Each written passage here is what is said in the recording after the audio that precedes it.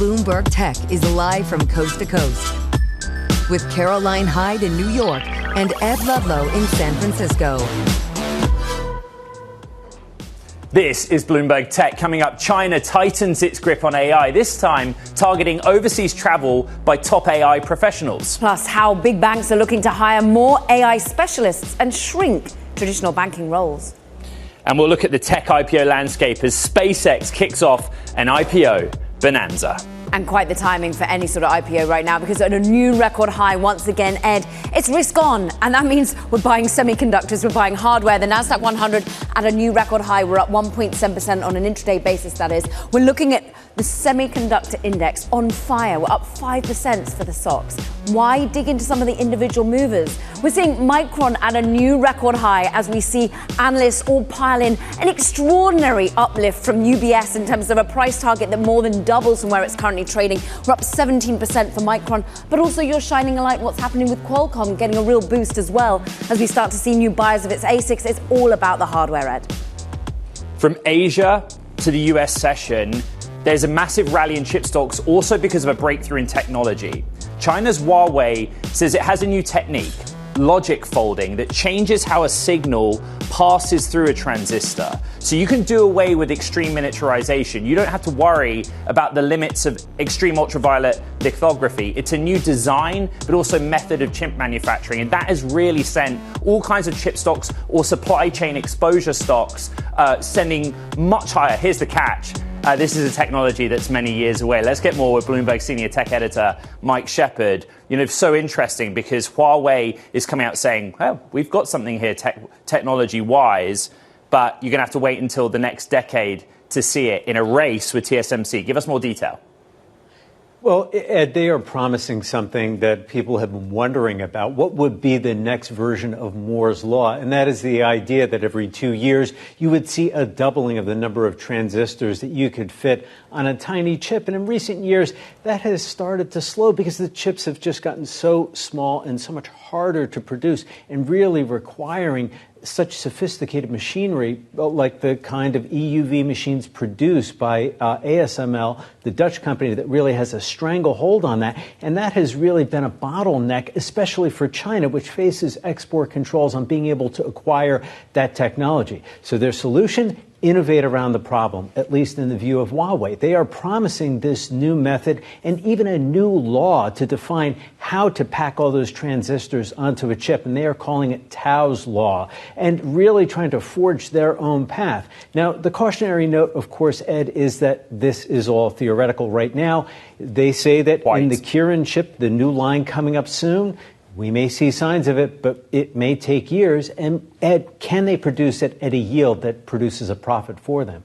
But the focus clearly is on owning their own supply chain, controlling it. And they're also looking to control their own talent chain, it feels as though, as well, Mike. More limitations on those building AI startups in the country.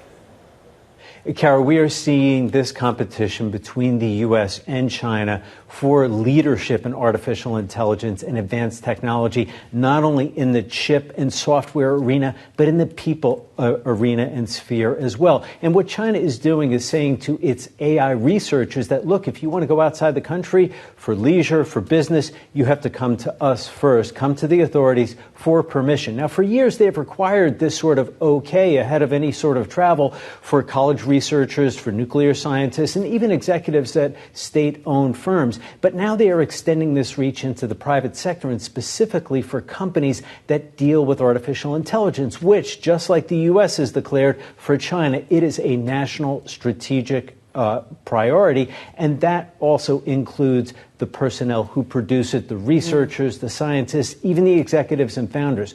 We don't know how restrictive, Caro, this will be. Is it an automatic no? Does that mean you can never go to the U.S.? Is it more pro forma, rubber stamp? We just want to know where you are. But nonetheless, it is a signal that they want to keep those resources, those crown jewels of knowledge there at home. Particularly after we see the investigation into the Manus purchase by Meta as well. Bloomberg's Mike Shepard, always across all things geopolitics. We want to now get you all across the markets more broadly. IPEC, Oscar Deshka is with us, Swissquote senior market analyst. Look, we are seeing once again a furious rally, whether it be in hardware in China, whether it be the US names as well. Can it continue? Well, that's $1 million question, I guess. We have seen this AI optimism take over again since especially 3 months the Iran war started, as investors just try to forget about the AI problems, the funding, the financing of new debt on debt, and the AI restrictions, and then the competition, and then the supply chain problems, and decided to just focus on the potential, and hardware is at the very center of this huge potential for AI adoption. The demand is strong. We know that the results from the technology companies, especially in the US, have come in better than expected. They beat estimates, and it looks like, yes, this could continue, but there are some problems and that risks that are building today. One, the macroeconomic setup, the macroeconomic backdrop is not necessarily ideal. The rising borrowing costs are a risk. The other risk is the energy crisis, the supply chain problems, and the competition.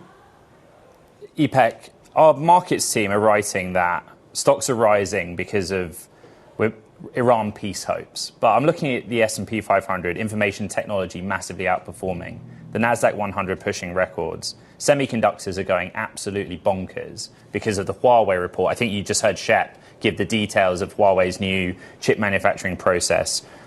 What's happening right now in tech? Well, in tech, tech has become one major driver of the global markets. It's not only the US, but we also see it in the emerging markets with Korean memory chip makers, for example, really carrying this rally almost alone on their own shoulders to all-time high levels, whereas the rest of the sectors are struggling. They're struggling with an unideal macroeconomic backdrop, rising yields, rising borrowing costs, and supply chain risks. So what we see today is that the market breadth between the technology sector and the rest is increasing in a way that when we look at the MSCI EM markets, well, the rest of the market, that is, if you just strip out SK Hynix, Samsung, or TSMC, for example, well, they have fallen to the levels that we have last seen during the April dip last year post the Liberation Day. This hardware focus and momentum has really made certain names start to outshine. Here in the US, I'm all eyes on Micron. We actually spoke with the CEO of Micron on Friday, Ipek. Just listen to what he said about the memory side of the business. Of course, the demand for memory has really surged. And that is because of the importance and the value and the capability of memory that is really essential for all advanced systems. And yes, there is a shortage, but Micron is working hard to increase supply through these projects here in America, here in Manassas, Virginia, Boise, and New York. And we see this shortage continuing beyond, well beyond 2026 timeframe. Ipek, this is an industry that we knew for booms and busts, but at the moment it's just on a one-way boom trajectory. Do you think that really is the right way for the market to be seeing it right now? Well, obviously, there is never just one way, especially when we're looking at the market prices. They are parabolic. So in terms of technical levels, or in terms of what happened in the past, we do expect a correction because the valuations have gone absolutely ballistic. And we know that there are boom and bust circles in this industry. It is just that AI and the demand for AI hardware will probably make these cycles a little bit longer than they have been before, but they're not going to just make them non-existent anymore. So I think that there is a risk that all of those who are predicting that there will be no bust cycles anymore in the memory chip industry are probably mistaken. Ipek Oskar-Deshgaya of Swissquote, all across the news and the markets. Thank you so much. Now, coming up, we're going to hear a lot more from Micron's CEO on demand for memory and what they're doing to address the supply constraint. That's next. This is Bloomberg Tech.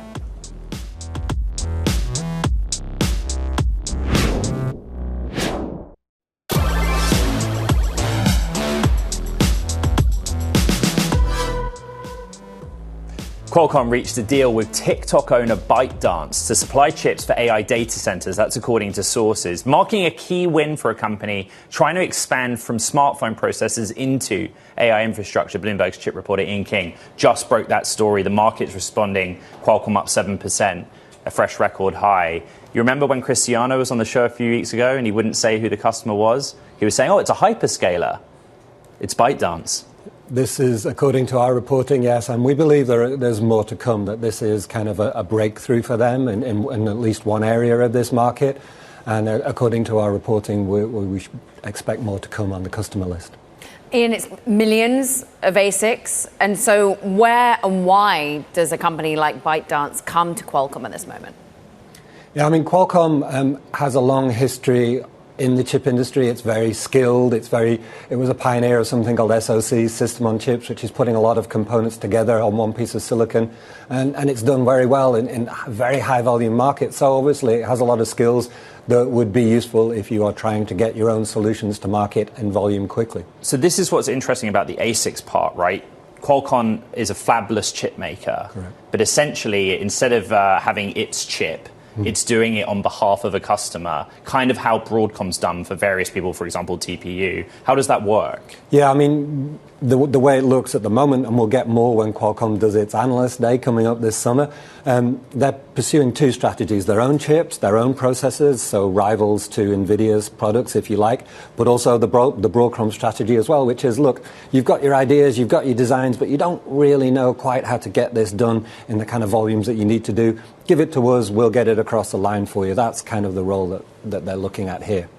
Ian King, on all things Qualcomm, we thank you so much. We've got plenty more on chips because shares of Micron absolutely spiking today. It is now a $1 trillion company if it holds this almost 17% gain. UBS actually raised its price target on the memory chip maker to a street high of, get this, $1,625, up from $535. And the new target implies the company's valuation could reach $1.8 trillion. Now, on Friday, Bloomberg's Tyler Kendall sat down with Micron President and CEO Sanjay Mehrotra about the company's expansion of chip production right here in the United States. Take a listen. Memory today is absolutely key across all industries that have electronic systems. And Micron is, of course, investing in Boise, Idaho, building our leading-edge fab. That's for leading-edge memory that goes into smartphones, PCs, servers. And that leading-edge memory in Boise, Idaho, will bring first wafers out middle of next year and then ramp up from there on. We'll have a second fab in Boise, Idaho soon to follow that, start first wafers by end of 2028 there.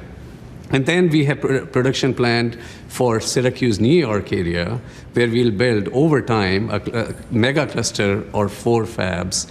And you can see $200 billion of investments that Micron is making here in America to bring these long life cycle production that will be managed here in Manassas, Virginia, along with production in Boise, Idaho, and Syracuse, New York. And that will bring Micron's total production over the course of about next 10 years, as we ramp up all these multiple fabs, to about 40% of our production. By comparison, it is about 10% today. And all of that 10% comes from this site here in Manassas for Micron. And this will totally our investments, massive investments in long life cycle technology nodes, as well as leading edge technology nodes to serve these vast markets that are really surging in demand driven by AI. Micron is going to be bringing those investments, that's semiconductor manufacturing, and in the process, create 90,000 new jobs here in the US as well. Well, on this point of demand and how this investment is seeking to help reach that growing demand, I'm wondering, how long do you expect the shortage of memory chips to last? When can we expect an easing? Of course, the demand for memory has really surged, and that is because of the importance and the value and the capability of memory that is really essential for all advanced systems. And yes, there is a shortage, but Micron is working hard to increase supply through these projects here in America, here in Manassas, Virginia, Boise, and New York. And we see this shortage continuing beyond, well beyond 2026 timeframe. But the important thing is that Micron is working hard with our customers, working also on the long-term supply agreements with our customers to really ensure that they can have predictability for supply. And of course, Micron can have the confidence for the investments that we are really committing to here for the long haul. Well, historically, memory is a cyclical business, right? Periods of boom, periods of bust. I'm wondering if a $200 billion investment here in the US signals perhaps more of a confidence that that demand, that high demand, is going to be permanent, or are there concerns here that the industry could be overbuilding capacity?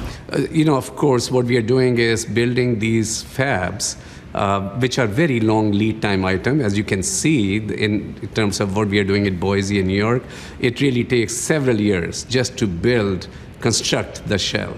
How we equip that shell really very much depends on our latest assessments of demand at a given time. So important thing is to have that preparedness to meet the market demand.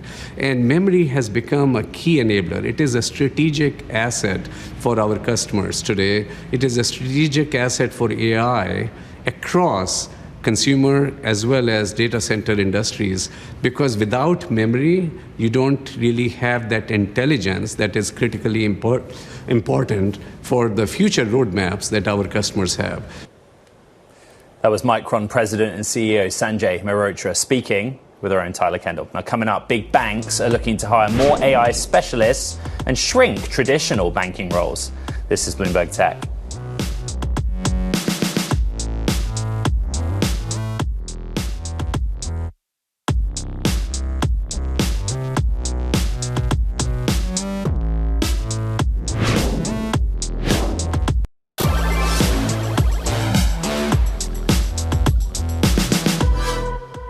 Wall Street, well, it's getting caught up in AI angst, of course, and looking to hire more AI specialists and actually shrink traditional banking roles. Bloomberg has the latest on two highly sought-after trainers in finance teaching Wall Street bankers how to use AI tools.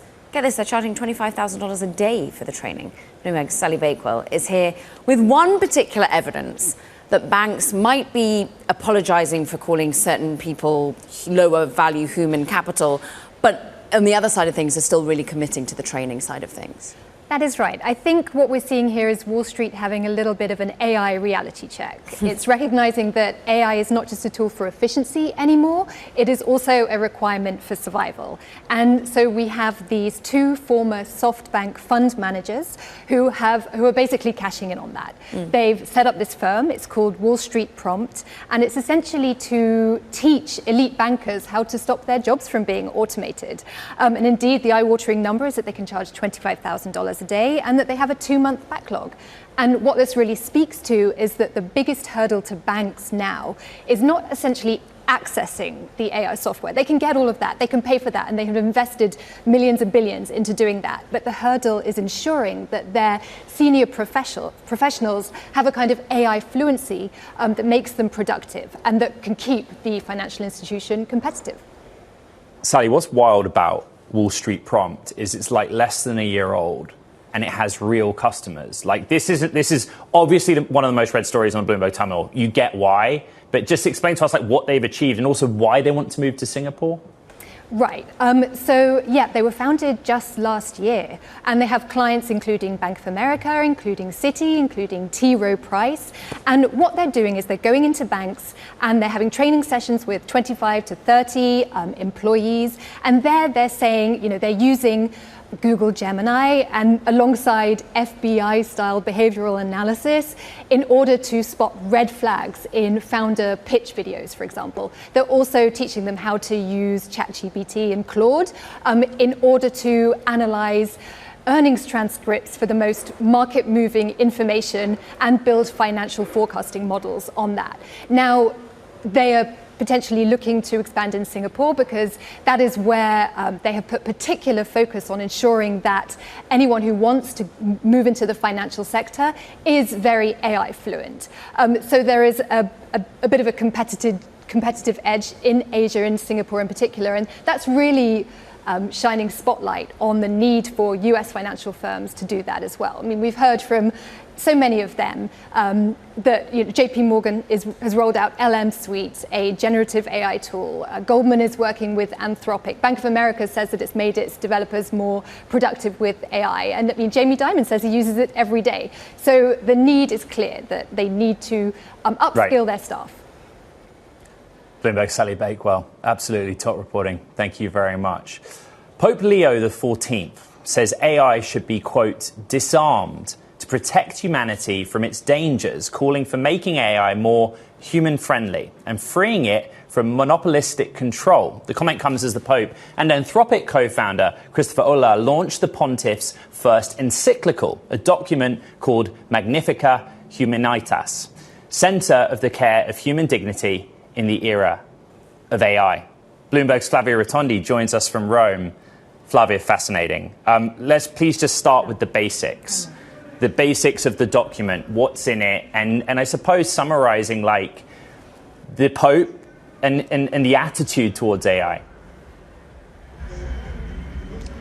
Absolutely. That was quite, I must say, the pretty powerful message that came from the Pope. Just to give you an idea, this is the first encyclical by the new Pope elected last year, and also the encyclical itself is the most important, the most official act from Pope. So really includes some of the priorities of a new Pope. And the fact that it shows artificial intelligence, not only that, but the way artificial intelligence is changing our lives and might change our lives in the future, I think it's really says something. As you said, he actually used this word, disarmed. It needs to be disarmed. It doesn't mean that the artificial intelligence must be somehow blocked, but must be regulated. That was the main thing, and also the fact that he basically said that it must be used, of course, for good intentions and kind of indicated all the possible risks. If, for example, indicated the fact that using computing, using artificial intelligence in a warfare, in the military and defense sector is really dangerous, adding, and I quote, no algorithm can make war morally acceptable. Seems to be a lot of things going on outside the Rome bureau right now. Flavia Rotondi of Bloomberg talking about what is about magnificent humanity. That is ultimately what Magnifica Humanitas is all about, Ed. What's so interesting is about 135 years after the original Pope Leo talked about of new things, the first industrial revolution, how to help humanity through that coming of age of technology. And now they look at the age of AI. Yeah, $1.4 billion Catholics around the world. If you want to talk to someone about AI, one message is a Pope's address, one way of doing it. Certainly. Well, from the AI humanity question, it's a bit of M&A for you. How's that as a plot shift? Delivery Hero up next. This is Bloomberg Tech.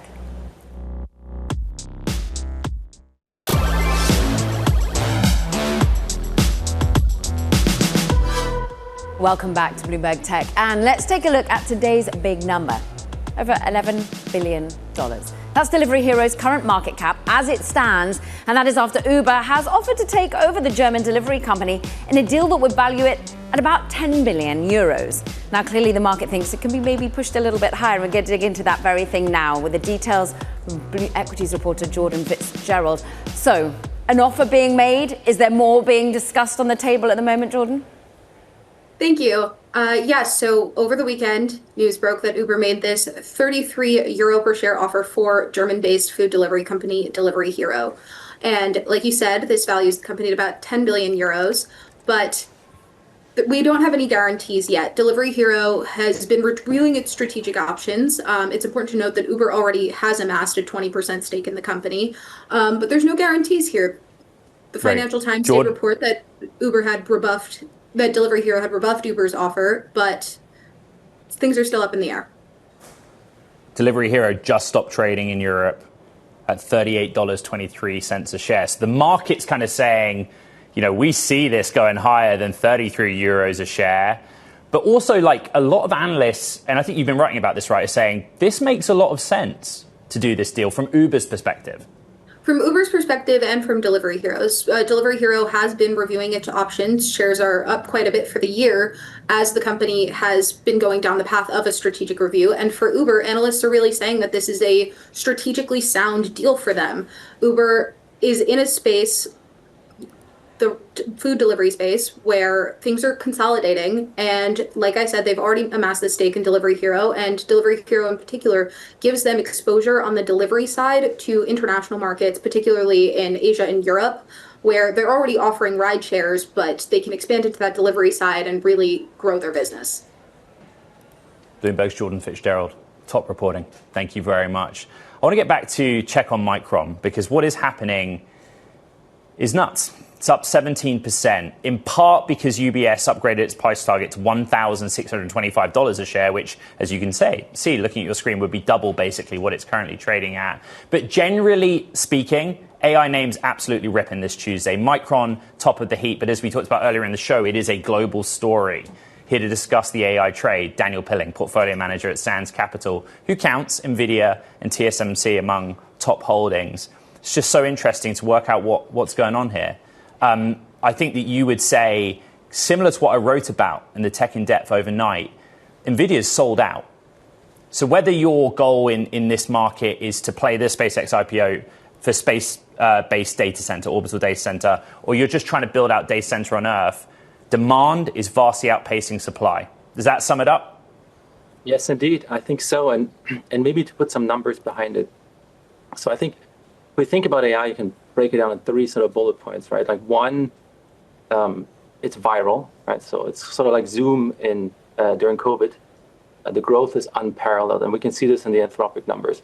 Two, though, it's also highly underpenetrated.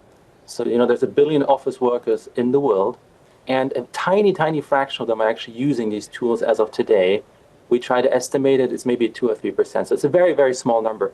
And then three, all this sort of virality and underpenetration is hitting this market, the semiconductor market, where you have companies that have long lead times, they're oligopolistic, pricing power. So if you add all these things together, it's likely we're going to be supply constrained for quite some time. How broad, therefore, should the holdings go? When I'm looking at some of the funds you manage, clearly you got with the program when it came to NVIDIA, but you're also thinking about those that are offering not only chips, but also the entire vertical stack. When I think of Alphabet that you're in, there's Microsoft and Amazon, but why not broaden into other areas of the chip stack? Because we've seen them just do so well. Yes, we totally agree. So we actually also own memory companies such as SK Hynix and Samsung in Korea. Memory is going to be an increasingly significant bottleneck. We're heavily exposed to semi-capex companies, business such as ASML and Lam Research that provide the equipment to the foundries of the world. I think one should also look at electricity companies. So anybody that supplies electricity to data centers, one particular interesting business there that we own is called Bloom Energy. And then lastly, CPUs. CPUs are back. For us, that's particularly interesting on ARM, but agentic AI needs a lot of CPUs. So I think you're right. One should look at the total stack, and there's many, many winners across the entire stack. Daniel, our top story in the show today was news from Huawei on logic folding. Basically, a new method of passing the signal through the transistor, taking you outside of Moore's law. You're not dependent on extreme miniaturization. The way the market responded, first in Asia, then in Europe, and then in the United States, everything was up, irrespective of their ties to Huawei. Why do you think that is? Well, I mean, I do think that in Asia in particular, in China, there's a sense that they do not have access to ASML nor leading edge chips from Taiwan Semi. So any sort of announcement that they can make that might provide them the opportunity to build their own leading edge chips is much appreciated. Now, the counter to that, though, is that this technology has been around for a while. This idea of sort of stacking chips on top of each other is also something that Taiwan Semi has been pursuing for really a decade. The problem with it is that it's twofold. One, you have to stack them on top of each other. And two, there's a heat dissipation issue, which is very, very difficult to solve. So time will tell, but we're somewhat skeptical about the Huawei announcements as they are as of today. How skeptical are you or not of just China's prowess when it comes to AI and owning its own supply chain right now? Yes, so I have to say we're very impressed with what China has been doing, but the core issue remains as ever the same, I think. So China does not have ASML and or lithography manufacturing capabilities that would allow them to build leading edge chips. So anything above sort of 5 nanometer plus. And as long as that doesn't change, they will struggle to compete with NVIDIAs of the world, with the SK Hynixes and Microns of the world. And in our opinion, they're maybe a decade away from that. It took 15, 20 years for Western nations to build something like ASML. So as long as that's the case, they will struggle to compete. Daniel, how's your math been going post NVIDIA earnings, right? I think about the $1 trillion figure, which is Blackwell, Rubin, calendar 25 to calendar 27.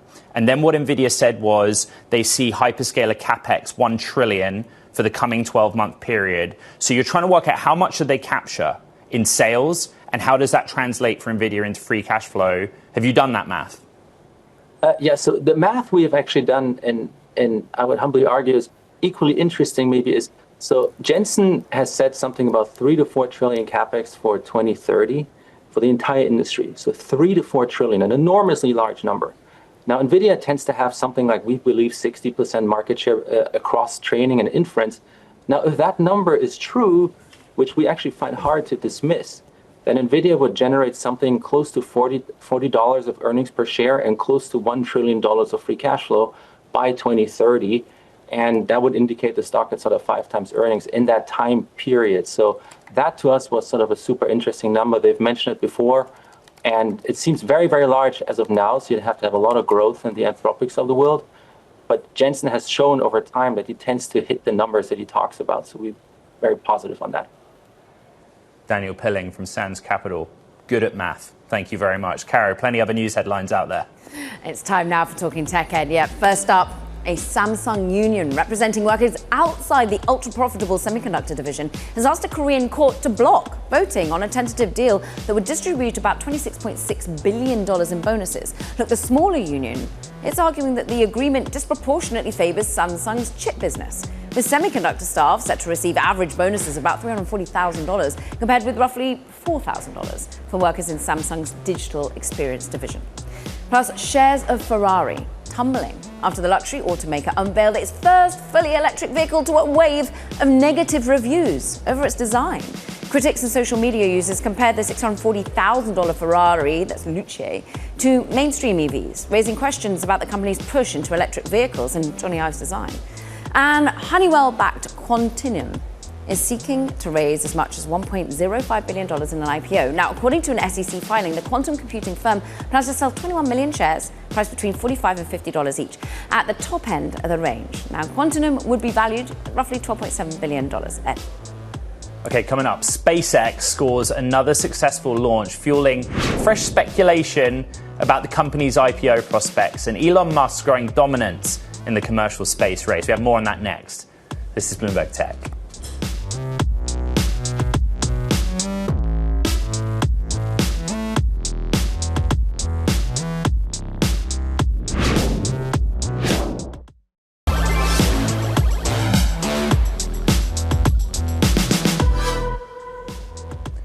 Taking a look at some of what's going on in the space sector, a lot of names are on the move simply by association, validation that the space sector is legit, it is for real. Post SpaceX's S1 last week, but also after SpaceX's upgraded Starship successfully deployed mock satellites and returned to Earth mostly unscathed. That was on Friday night. Bloomberg space correspondent Loren Grush is with us. For SpaceX, success is the data. Right? So irrespective of really what happens in the end, this was a completely new, re-engineered, new architecture V3 Starship, and they wanted to see how it would work. How did it work? I would say that it was a largely successful debut of the vehicle. As you mentioned, this was a completely redesigned version of Starship. Mainly, it had a lot of new upgrades, new Raptor engines that were supposed to significantly increase the thrust at liftoff. Also had a number of upgrades to help with the reusability that they're after. And so by and large, it was a successful test. There were some uncomfortable moments, for instance, that super heavy booster, which you can see climbing and sending Starship to space. Once it separated, it was supposed to do a controlled splashdown or landing in the Gulf, and that didn't quite work as planned. It kind of spun out of control at one point and then seemed to break apart. And then also there was an engine out on Starship. So just a few moments where it did not go to plan. It was a little bit incomplete, but I think it was by and large a really successful mission for the debut of this upgraded version of the vehicle. I love all the quotes from employee Kate Tice. We were expecting the re-entry to be super spicy, and I guess that's what we got. But where does this put us in the longer-term trajectory of the plans for satellites, for the business model, for Mars and the like? Yeah, I would say we're still marching forward. There are still some kinks to work out. For instance, the big thing about Starship is that it's supposed to be fully reusable. That's never been done before. And so that problem that they had with the Super Heavy booster not doing that controlled landing complicates that on the path to that full reusability. But as they demonstrated during this mission, they were able to deploy satellites like they had planned. They were dummy satellites, but they did demonstrate that that could work. So it does seem, it stands to reason that that could potentially happen soon. I know they're aiming that within the next year, but still there's definitely a long road ahead in order to really fully unlock this vehicle for what it's supposed to be. And maybe vindicate evaluation, as we see some extraordinary footage coming from the launch on Friday night. Loren, Grush, thank you so much for breaking it all down for us. Look, let's get the latest on SpaceX's potential listing into the market, as well as the wider IPO landscape, because we've got Jay Ritter with us. He's director of the IPO Initiative, University of Florida Emeritus Professor. They call you Mr. IPO. So, Mr. IPO, tell us as to how we see a vindication in the market capitalization of SpaceX as it goes public? Because as Ed was writing in his newsletter today, an awful lot has to go right. I'm in complete agreement. An awful lot has to go right. But this is a great company. As Loren was indicating, Starship is an incredible engineering feat. It's complicated. But this is actually a competitive advantage. It's so difficult for a competitor to come up with something similar that's going to be able to lower launch costs as much as SpaceX can, that it's going to allow SpaceX to have a big technological lead over any potential competitor. And this will allow it to put Starlink satellites into low Earth orbit and offer Starlink internet access at much lower cost than competitors can. Jay, Professor Ritter, you are called Mr. IPO, if you don't mind me saying, because you're probably the most influential, most cited academic researcher in the field of IPOs of the last 40 years. What is different about this IPO, and what is the same as those that you have studied deeply in your career? Well, what's different is this is going to be the largest private sector company ever to go public. Valuation of something like $1.5 trillion, dramatically higher than any other. Of the big companies that have gone public in the past, they've generally been large state-owned enterprises with very large operations and profitability. This is a company where the market and venture capitalists have been valuing it based upon enormous potential future profitability. But as was mentioned previously, a lot of stuff has to go right to justify this valuation. When you think about just the multiples that are going to be digested, and I know you've looked a lot into that, where does it sit in past and historical terms compared to those that did list? Because as we've been talking about time and time again across this entire network, look, companies are staying much longer private, and they're coming at extraordinary valuations. And so you wonder how much money is left on the table for a retail investor or a different type of investor that hasn't been funding it from day one. Right. This is a company where last year it had $18.7 billion in sales, bigger than just about any tech startup or private company that hadn't already been public has in terms of revenue at the time of going public. But it's also got the really huge valuation. And to justify a 1.5 trillion valuation, very big future profits have to be there. There have only been about 18 companies that have gone public in the U.S. with inflation-adjusted revenue of at least $100 million per year and a price-to-sales ratio of more than 40. At a 1.5 trillion valuation, SpaceX is going to be going public at a price-to-sales ratio of about 80. So there haven't been all that many companies that have done this before. But of those that have, on average, the stock has been a disappointment to investors. Lots of things have to go right. Lots of things have to go right. Jay, repeated throughout the S1 is a warning that they will be constrained by compute now in the future and Starship has to work. Very quickly, is that just boilerplate or they have to say that? It's technologically true that the profitability of sending people to Mars is very questionable, but the ability to get things going in the foreseeable future with Starlink can be an enormous source of profits.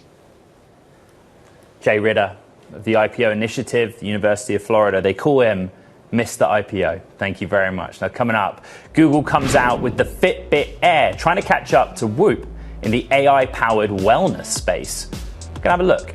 This is Bloomberg Tech.